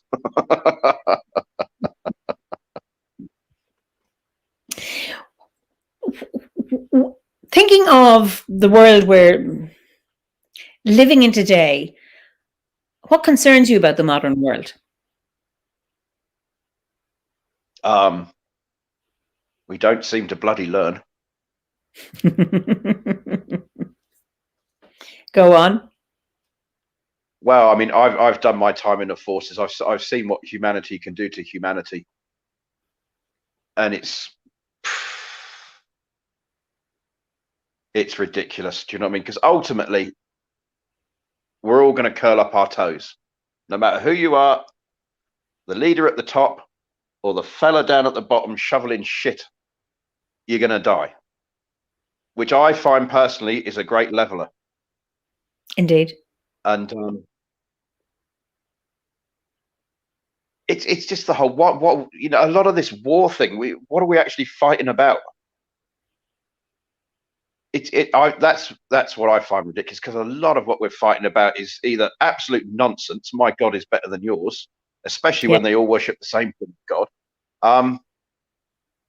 or greed and wanton destruction, and that we have allowed 1% of the world's population to have that amount of wealth, and there are people starving. I mean, you know, people say, how do you do it? Well, yeah, all right, we might have it tough sometimes, but we're not on the streets of Delhi having to pick food up out the gutter. Do you know what I mean? No. So there is more than enough resources, I think, for people to live a comfortable existence. I mean, you're always going to get people who want to swing the lead or whatever, but it's how we haven't learned to do things differently. Because we've even got the technology now to sort things out, and we don't. We just blunder on, and we let these. And I don't care what political flag it is. They all talk a load of old twaddle most of the time, and it's all about keeping this 1% in power. Do you know what I mean? It's anyway. Yes. Mark, yes, maybe it's our leaders. We need better leaders, and maybe we do. And where do we get them? Well, this is it. I mean, let's face it. From my knowledge, and I'm no academic, but back in the days of yore, if a leader didn't do what they said they were going to do, off with your head. That's right. So it's what do they say? A country gets the government it deserves, or elects the government. Yes. Well, that's if there's been an election, but it's a really interesting one. So speaking about that, what gives you hope about the modern world? All of us trying to do our little bit, even if it's just a little bit. It makes a difference. You don't. I mean, do it within your community. I mean, great. We can't all do great grand gestures. Do you know what I mean? It's just the little bits. Even if it's just like, you know, when you smile, who's someone who's got a face like a smack bum, and you smile at them in the street, even if you don't know them, you smile at them and they smile back. That's a small victory. Do you know what I mean? And that's it. It's like when I go over the supermarket, I always try and make the I always have a laugh with the checkout people. Do you know what I mean? Because their job, they moan. You know what I mean? They get crap pay, and whatnot. And I'll go in and have a joke with them. And now it's great. Do you know what I mean? Oh, here he comes. Do you know what I mean? We're going to get a laugh out of him. And of course, you make the. I think it's little things. And what else brings me to? Oh, I'm going to tell you a funny story, and it does relate to the Irish. Years ago, I know some reenactors, right? And there's this lovely place. If you ever come over again, I'll take you up there.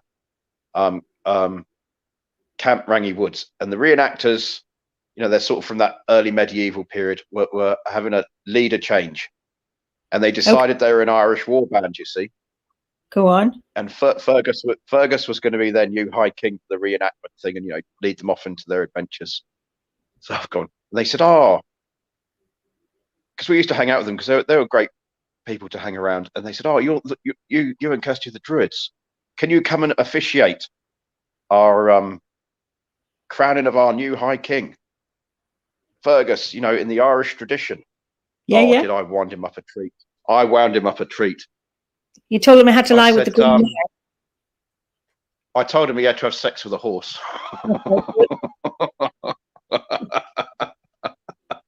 And he fell for it, hook, line, and sinker. Do you know what I mean? I says, I've got a float turning up in a bit, and it'll be tethered to the tree in the grove, and you just got to sort of do it. Do you know what I mean? The horse represents the goddess of the land. You'll be right. And he fell for it, hook, line, and sinker. Do you know?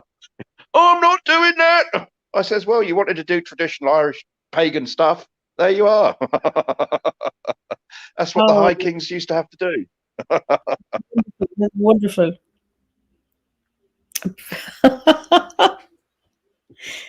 So, what? Usually ask a question about ancestors, and you were talking about that notion of I am Ady, son of.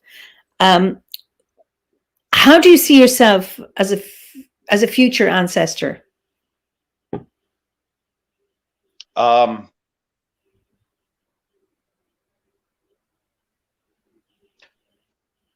Reasonably simple, I think. If they can look back and I can bring a smile to their face and go, all right, he might have been a bit of a dick at times, but on the whole, he tried his best, and he made us laugh or done some good or other. Yeah, I think that would be good. And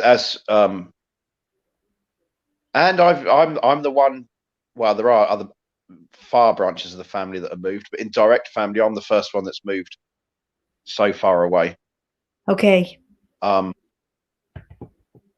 Yeah, I'd like to. In a nutshell, if they could look back and go, yeah, he was all right. He wasn't too bad. I'll be happy. I don't have any ambitions of becoming the great I am or anything like that. Do you know what I mean? It's just as long as he was all right. Okay. Now let's do a jig, raise a glass, and have a feed. And that is what talking of ancestry. One thing that is quite hard is telling the kids, because they've got nothing to wrap it round. Like my mum's side of the family are all from Wessex, and my brothers trace that back to 1689 so far. Okay. And then my dad's side is Sussex, and that's hundreds of years. My grandmother's maiden name was Ford, but it was spelt with a double O, which is one of the oldest Anglo-Saxon names you can find. Okay. And she used to tell me, and she didn't suffer fools gladly, and she wasn't prone to flights of fancy. But one thing she did used to tell me, and I could never prove it. My brother always chuckles at me, but she said our ancestors fought at the Battle of Hastings under the banner of Harold. I can never prove that. It'd be impossible to prove that. But I like it. It's a good dit. And the way I see it, well, you've got thousands of fellas on both sides massed up on a field facing each other.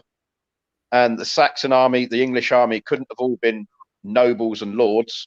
It had to be the regular people. So who knows? Maybe they were. But I say that to the kids, and they've got nothing to wrap it around. I mean, they've never been there. Which is quite hard, because I'll tell them the stories, and they're like, "You've told us this 1,000 times," and I'll tell you 1,000 more. But yeah, geographically, they've got nothing to wrap it around. It's an interesting one. And I think because of their age, but I think as they get older, because like often with the comments here, adults, druids as adults, like you've done. You said you've traced back. You weren't doing that as a child because you weren't interested. You were listening to your grandma. But as you get older, you begin to appreciate that and say, okay, how far back? What is my ancestry? Who am I? That they can appreciate. And the fact that you didn't tell them ad nauseum, and they can laugh about how you kept telling them how grateful they are. And how do they connect on their mum's side, on the New Zealand side? Yeah, because they go up, especially the girls. They go to Hazel most weekends because they've got Hazel takes them dancing and stuff. And Talwyn especially remembers great grandpa Jack. She can just about remember him because he passed in 2009. I think it's 2009, 2010, because my granddad passed a few days later, actually, funnily enough. That was an interesting one. Jack had a massive stroke, and he was in Palmy Hospital, and to use the politest word I can think of, he was buggered. I mean, this stroke had, even if he'd have come to, it would have been, not very pleasant. But anyway, I had Talwyn in my arms. There was Kirsty, Talwyn. I had Talwyn. She was a toddler in my arms, because Jack used to sit her on his knee and sing to her and tell her stories and stuff like that. And there was Noli, who was one of his sons, and Hazel, his daughter, Kirsty's mum. And he's lying there, and he sounded like Darth Vader, that death rattle. Yeah. And he suddenly took in a deep breath, like that. And Talwyn, who was in my arms, looked at him, smiled, and waved. And then his last breath came out. I was like, whoa, I'll never forget that. Call it what you will. Saying goodbye. Yeah. As soon as he took his last breath, she waved at him. Because that's something I've not shielded them from. That because his wife Connie, great grandma Connie, she survived for another 5 years. Sadly in a dementia ward. But when she passed, that was another interesting experience, because there was all the kids there then, and Hazel, Kirsty, me, and she was like holding on. It was like she was holding on, and because I think she was angry that Jack had left her behind. They'd been heavily involved in their church and the Meals on Wheels and all that sort of caper. Went to help people. They were right into that. And when it was her, nobody came. Not one of those bloody congregation people came and saw her or anything. And I think she was angry at that. Oh. But it came to my head, and she was lying there, and all the kids are stroking her hand, and Hayes was stroking her hair. And it just came to me. I picked up the Bible, and I'm not too au fait with the Bible. And I just flipped through it, and it just fell open on this page. And I'm sort of paraphrasing now, but it was something along the lines of, Jesus welcomes you into his arms, and that sort of thing. And I just sat there and read to her. Beautiful. And she just gently slipped away with all the kids and whatnot holding her hand. You know what I mean? So we've gone a far way off joy, haven't we? That's a lovely way to die. To be read to with children there. Just something from Liz Cruz. Very young children seem sometimes to be in touch with the world of spirit in ways that adults often aren't. Is it that they remember a reality before death? I think they may do that. I remember somebody telling me about, they had a newborn baby, and they had a maybe 2.5, 3-year-old. And they went in one night and they heard the toddler talking to the baby saying, "Tell me what it's like, because I'm beginning to forget." So how do we know? I don't know. And, you say we didn't protect our children. I saw dead people when I was a child. I went to funerals. I went to wakes. Our kids, they were with their dad when he passed at home. And so they weren't frightened of it. And it's really interesting that children, as adults, we can often be more upset, and we want to so-called protect children, but we're afraid of how children might react. And when you think of, you know, your little one waving to her great granddad goodbye, it's just that level of awareness and that acceptance of it, and it's okay.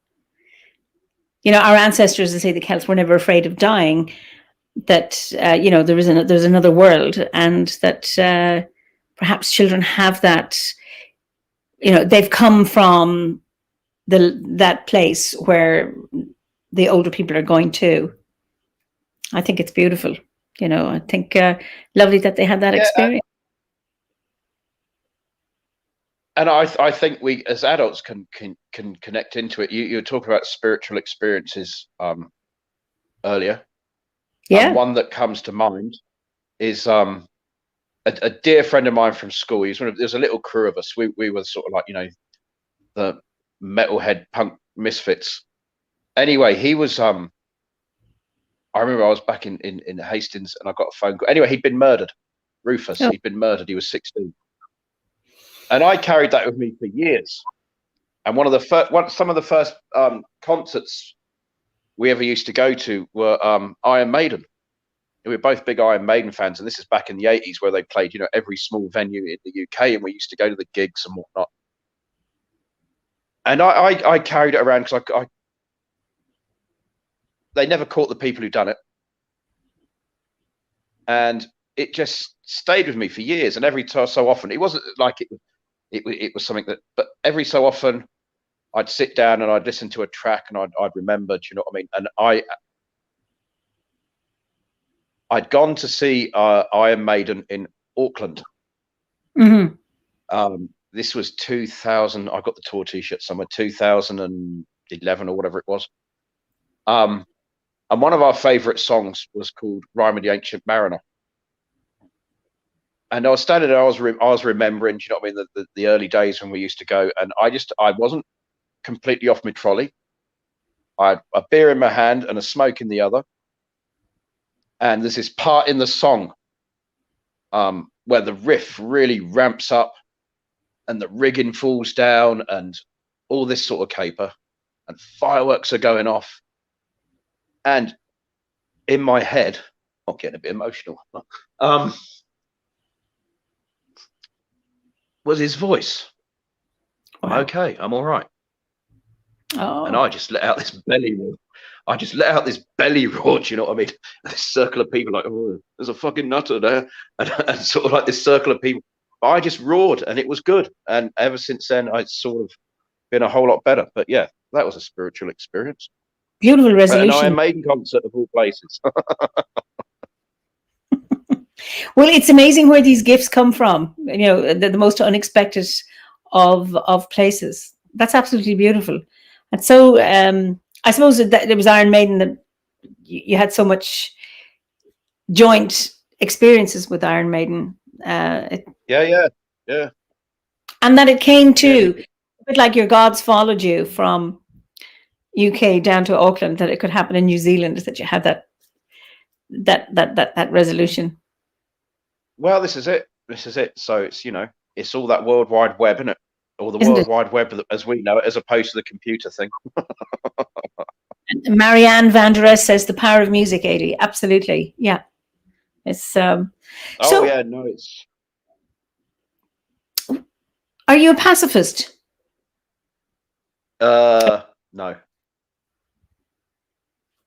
I'm not. I know I probably should be, but no, I'm not. That doesn't mean I go out looking for fights. I mean, I've seen enough of the world that when the kids are old enough, they do, and I do it with them. We all do kung fu. Yep.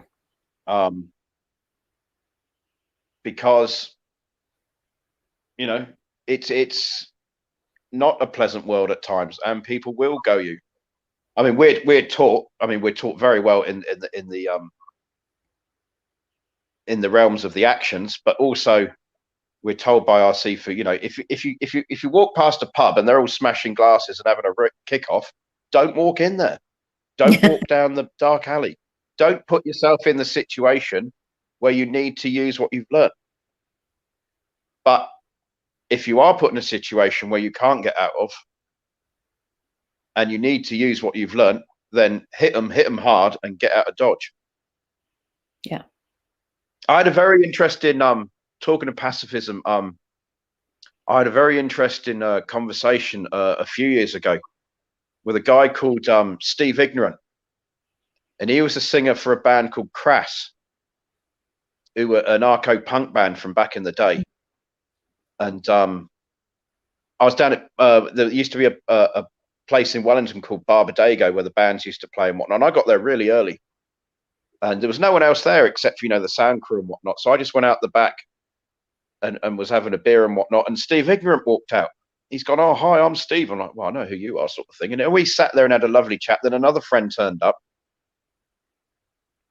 And we're talking away. And we asked him, we said, after all these years, it's been 30 odd years or whatever, do you still believe in the ideals of Crass, pacifism and et cetera, et cetera, et cetera?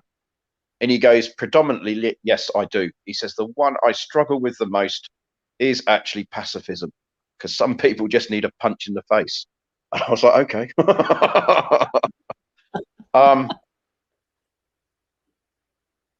And I totally understand what he means. You know what I mean? It doesn't mean you do it, but it's yeah.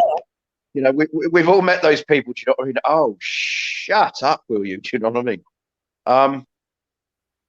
No, I remember. What's that book called? What's that last called? Is it Starhawk and that novel? I forget the name of the novel now. I remember reading it years ago, and pacifism was a part of that. It's like a pagany book, novel, and the invading army takes over this city, blah blah blah, and these people and this soldier just starts shooting people, and the next person just lines up behind them and goes, "Please take a place at our table," or something along these lines, and he shoots them. And it isn't until he has a mental breakdown because these people just line up and say, peace, love, and mung beans, and he shoots them. And I was like, oh, I don't think I'd have the balls to do that. I'd at least want to try and die trying to. No, I'm not a pacifist. I don't go out looking for trouble, but if someone has a pop at me, then I have no hesitation in putting them on their backs, or if they put me on my backside, whichever comes first. But no, I would defend myself. Is that the novel, The Fifth Sacred Thing? No, that's probably it. Yes. Okay, just Eimear has put that in. Yeah, it's an interesting one. I fight with words, but I suppose I would fight for my children. If somebody attacked my children, then I would have a go. But I don't like to look for trouble.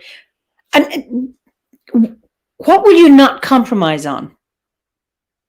Like, what's not negotiable for you?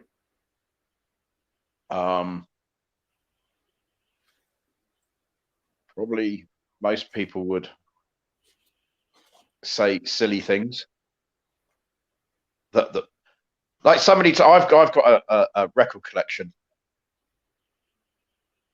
and so people said, "Oh, you haven't got any money, sell it." I'm like, no, and thrice no. Yeah, I might get a couple of quid for it, but that's part of my life. That's part of my sanity. I can put on one of those records. Yeah, and you can cheer yourself up or allow yourself to go through an emotional experience. I mean, one album that I've had since it was released, and I've used it many times, is Marillion, Misplaced Childhood. Okay. It's a concept album. If you ever get a chance to listen to it, they're a Scottish band. Lovely. It's prog rock, but you listen to the whole story, and that has lifted me so many times. And I can go through the emotions. I can sit there. I can have a good cry or whatever. Yeah. Or scream something at the sky. But by the end of the record, the story shifted, and within the story, the narrative of the album, he's come through and he's up on the other side. I will wear your white feather. I will wave your white flag. I will swear I have no nation, but I'm proud to own my heart. So, yeah. Very empowering. What else won't I compromise on? I don't know. I hate to say never, because every time I've said never, You'd be I end caught up out. bloody doing it. Yeah. The university, I can sit there just waiting there. Go on, say never, and then I'll make it happen.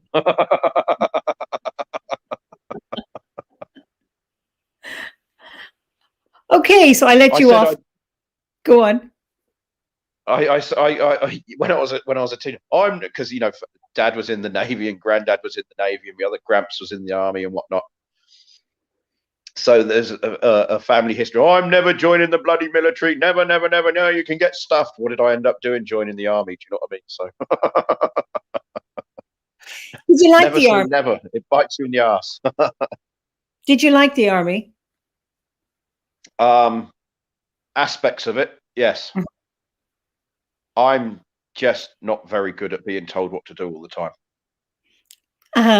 That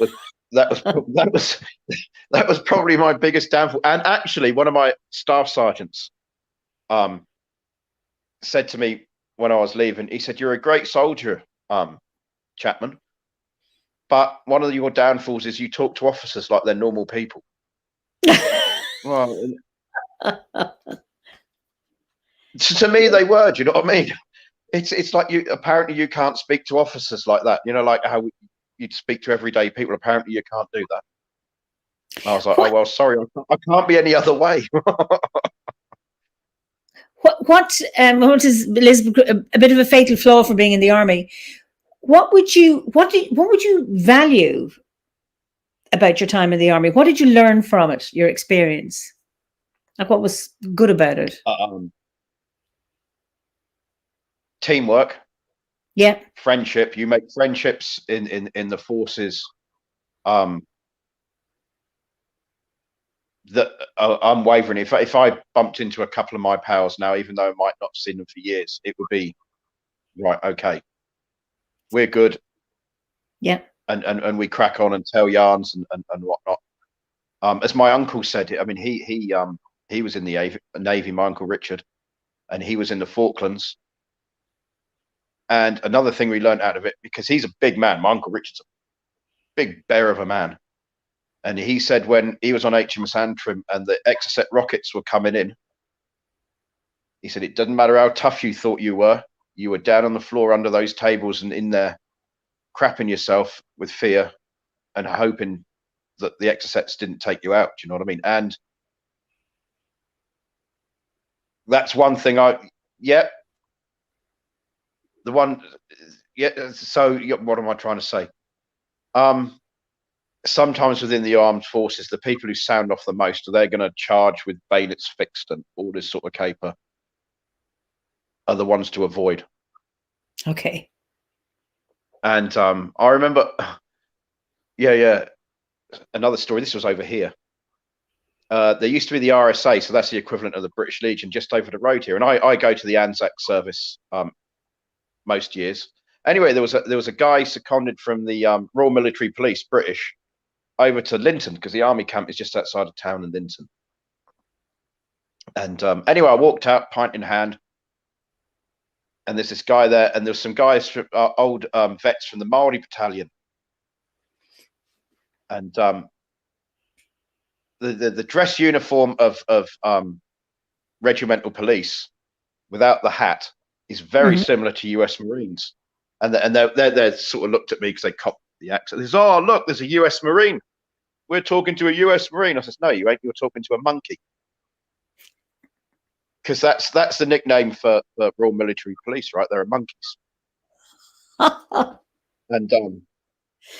this fella looked at me and he goes, "You're obviously a Brit and served." I says, "Yeah, mate." Anyway, we're having this conversation, and this fella, he's a guy you see wandering around town. He's very well. At first, I thought he was British because he's got one of those very, posh British accents like that.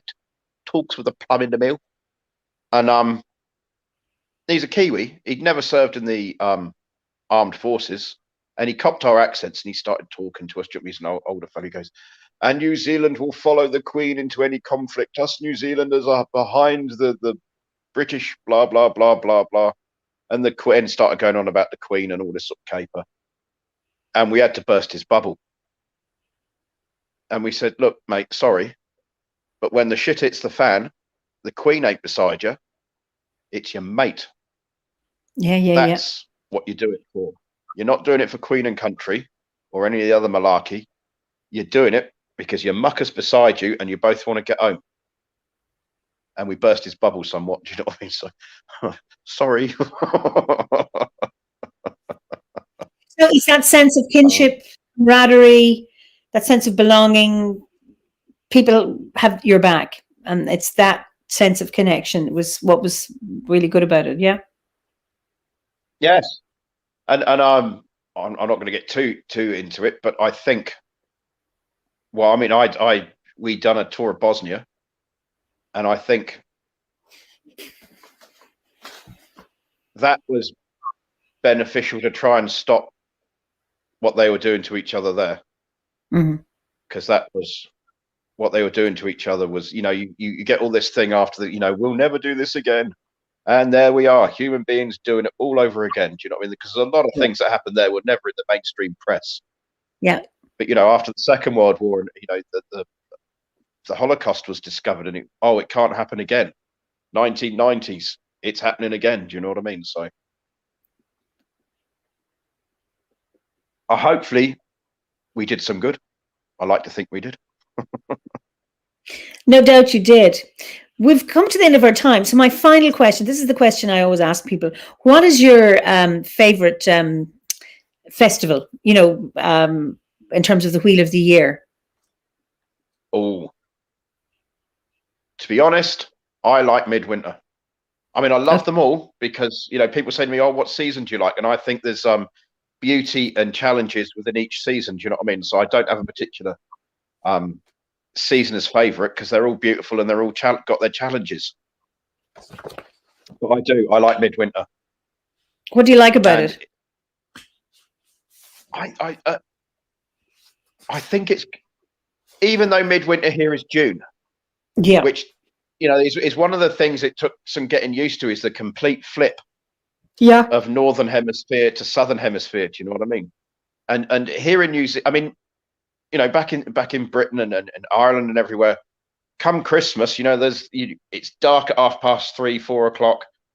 There's lights everywhere, and there's, even if you're not feeling particularly festive, there is all the festive stuff about.